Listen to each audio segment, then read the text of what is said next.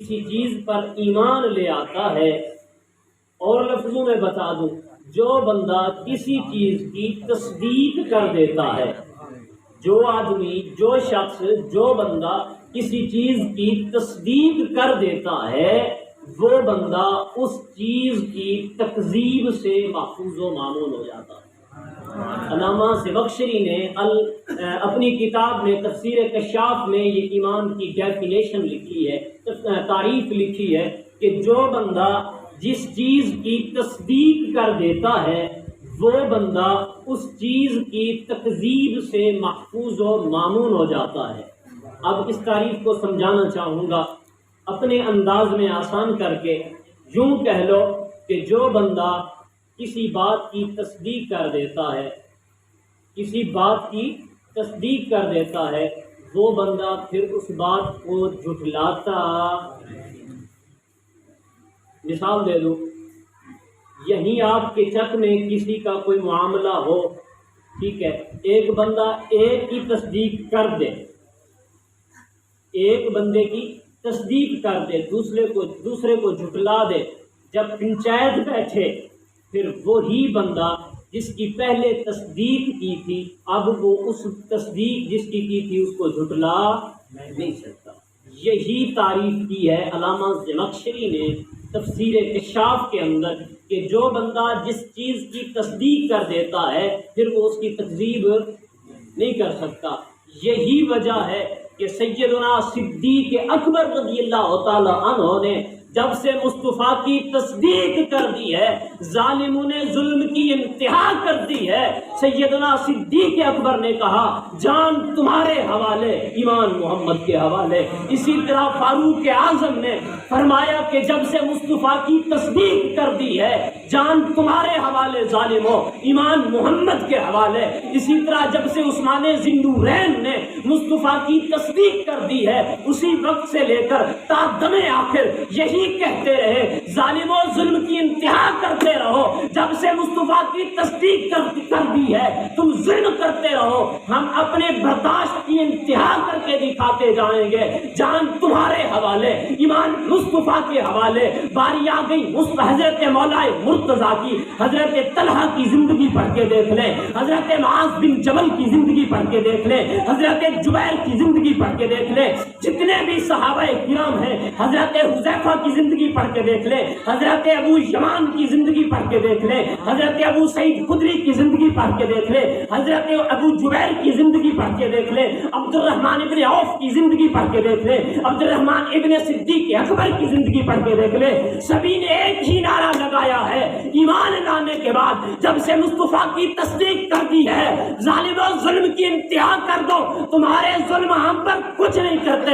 بلکہ بلال نے تو یوں کہا تھا اے ظالموں میرے سینے پہ باری باری پتھر رکھ دو، میرے منہ میں پتھروں کی جلتی ہوئی کنکریاں رکھ دو، جب سے مصطفیٰ کی تصدیق کر دی ہے یہ جان تمہارے حوالے ہے، ایمان محمد ایمان مصطفیٰ کے حوالے ہے۔ اسے کہتے ہیں تصدیق۔ اب تھوڑا آگے چلتے ہیں، حضرت امام راغب اصفہانی رحمہ اللہ آپ فرماتے ہیں کہ ایمان کی تعریف کرتے ہوئے کہ ایمان والا جو لفظ ہے وہ اس شریعت پر استعمال ہوتا ہے جو شریعت نبی لے کر آئے، جو شریعت نبی لے کر آئے اس شریعت پر ایمان لانا ہی ایمان کہلاتا ہے۔ پھر آگے انہوں نے بڑی مزے کی بات کی ہے کہ ایمان جو ہے یہ 3 چیزوں کا مجموعہ ہے۔ حضرت نے مجھے آدھا گھنٹہ ٹائم دیا ہے، میں کوشش کروں گا اسی آدھے گھنٹے میں سمیٹنے کی۔ حضرت امام راغب اصفہانی نے اگلی بات کی ہے کہ 3 چیزیں ایمان کا مجموعہ ہے، وہ بتانے لگا۔ اور توجہ میری طرف رکھیے گا، مجھے پتہ ہے کہ یہ باتیں اس طرح کی ہیں، کچھ میرے بھائیوں کو سمجھ آئیں گی، کچھ کو نہیں آئیں گی، اسی لیے میں نے اپنی تقریر کے 2 حصے رکھے ہیں۔ ایک حصہ ان کے لیے جنہیں سمجھ آ رہا ہے، دوسرا حصہ ان کے لیے جنہیں پہلا حصہ سمجھنا ہے، اسی لیے میں نے 2 حصے رکھے ہیں۔ امام راغب اصفہانی رحمہ اللہ فرماتے ہیں کہ ایمان 3 چیزوں کا مجموعہ ہے۔ وہ 3 چیزیں کون سی ہیں؟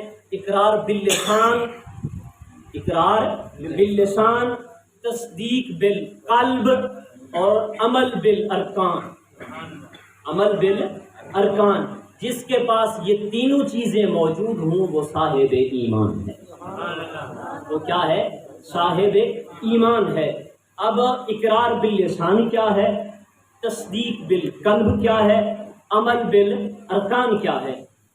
اقرار باللسان کہتے ہیں زبان کے ساتھ اقرار کرنے کو، زبان کے ساتھ اقرار کرنے کو اقرار باللسان کہتے ہیں۔ کہ جب مصطفیٰ نے اعلان نبوت فرمایا تو جیسے صدیق اکبر نے زبان سے اقرار کیا کہ اے مصطفیٰ کریم علیہ السلام، میں اپنی زبان سے اقرار کرتا ہوں کہ میں آپ پر ایمان لایا ہوں۔ اب تصدیق قلب کسے کہتے ہیں؟ دل سے تصدیق کرنے کو، دل سے تصدیق، زبان سے اقرار کرنا، دل سے تصدیق کرنا۔ جیسے صدیق اکبر نے فرمایا تھا مصطفیٰ کریم علیہ السلام کی بارگاہ میں، زبان سے بھی اقرار کرتا ہوں، دل سے بھی تصدیق کرتا ہوں۔ جب مصطفیٰ کریم علیہ السلام معراج سے واپس آئے نا، معراج کے بارے میں بتلایا، ابو جہل نے سنا تو ابو بکر صدیق کی بارگاہ میں آیا، آ کر کہنے لگا آپ کے محمد یوں کہتے ہیں کہ میں اتنا سفر کر کے گیا ہوں، اتنا سفر کر کے آیا ہوں، رات کے تھوڑے سے حصے میں واپس آیا ہوں تو کنڈی ہل رہی تھی، بستر گرم تھا، پانی چل رہا تھا، تو یہ اتنا طویل سفر یہ کیسے ہو سکتا ہے؟ اچھا ایک بات اور بھی کرتا چلوں جو میرے ذہن میں آتی ہے اچانک۔ ایک عاشق رسول نے بڑی کمال بات لکھی ہے، اس نے کہا ہے کہ بلکہ اس نے تو حضرت پیر مہر علی شاہ صاحب رحمۃ اللہ تعالیٰ علیہ کی شعر کی ترجمانی کی ہے کہ جس وقت حضور اس جہان سے آگے گئے نا تو یہ جہان بے جان ہو گیا۔ سمجھنے کی کوشش کیجیے گا، جس وقت حضور اس جہان سے آگے گئے تو یہ جہان بے جان ہو گیا، تو جو چیز جہاں تھی وہ وہیں کی وہیں رک گئی، جو چیز جہاں تھی وہیں کی وہیں رک گئی۔ جب حضور واپس آئے تو جہان کی جان میں جان آئی، جہان کی جان میں جان آئی، تو جو چیز جہاں رکی ہوئی تھی وہ چل گئی۔ ایسے ہی پھر مہر علی شاہ صاحب نے فرمایا تھا نا، اس صورت نو میں جان آکھاں کہ جانان جہان آکھاں، کہ اس صورت نو محمد کریم دی صورت نو میں اپنی جان کہوں یا سارے جہانوں کی جان کہوں؟ مصطفیٰ کریم سبھی جہانوں کی جان ہے۔ تو مصطفیٰ کریم علیہ السلام کے بارے میں جب ابو جہل نے ابو بکر صدیق سے کہا نا تو ابو بکر صدیق نے کہا میں نہیں مانتا۔ پھر اس نے آگے سے کہا یہ ساری باتیں محمد کریم کرتے ہیں۔ پھر صدیق نے کہا اگر محمد کرتے ہیں تو میں تصدیق کرتا ہوں، وہ سچ فرماتے ہیں۔ اسے تصدیق بالقلب کہتے ہیں۔ تیسری چیز کیا ہے؟ عمل بالارکان، جو حکم نبی علیہ السلام نے دیا ہے اس پر عمل کرنا، نماز پڑھنا، روزے رکھنا، زکوٰۃ دینا، حج کرنا، جو بھی شریعت کے احکام ہیں انہیں عمل بالارکان کہتے ہیں۔ یہ سارے کرنا، جب یہ تینوں چیزیں بندے کے اندر جمع ہو جاتی ہیں تو بندہ کیا بن جاتا ہے؟ صاحب ایمان بن جاتا ہے۔ اب اور ایک مزے کی بات کرتا چلو، اب ان تینوں چیزوں میں سے تصدیق بالقلب نکال لیتے ہیں، تصدیق بالقلب نکال لیتے ہیں، اقرار باللسان بھی رہنے دیتے ہیں اور عمل بالارکان بھی رہنے دیتے ہیں۔ اب ہم اسی شریعت مطہرہ سے سوال کرتے ہیں کہ دو چیزوں کے ہوتے ہوئے بندہ مومن ہو سکتا ہے؟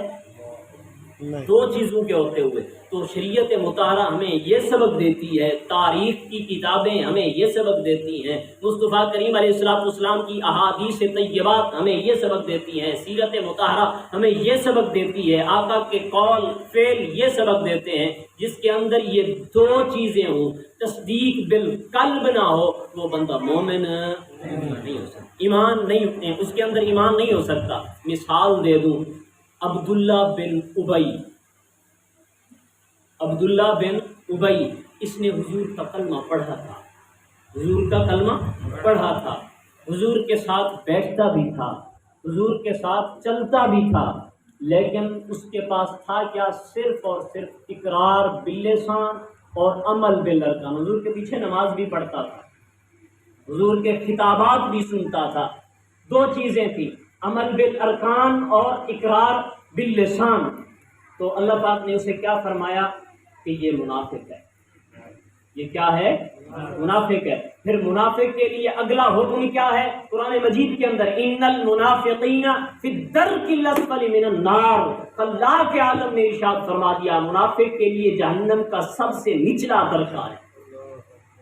اگلی بات پھر سمجھیے، منافق کی بھی دو قسمیں ہوتی ہیں، ایک منافق اعتقادی ہوتا ہے، ایک منافق عملی ہوتا ہے۔ جو رب نے یہ سزا فرمائی ہے یہ منافق اعتقادی کے لیے ہے، جس کے اعتقاد میں منافقت ہو، جیسے یہ عبداللہ بن ابی تھا یا عبداللہ بن ابی سلول تھا، یہ حضور کے ساتھ یہ منافقت کرتے تھے۔ تو جس کے اندر یہ دو چیزیں ہوں وہ بندہ صاحب ایمان نہیں ہو سکتا جب تک تصدیق قلب نہ ہو، جب تک تصدیق قلب نہ ہو۔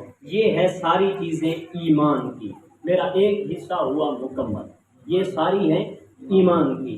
دوسرا شروع کرنے لگا ہوں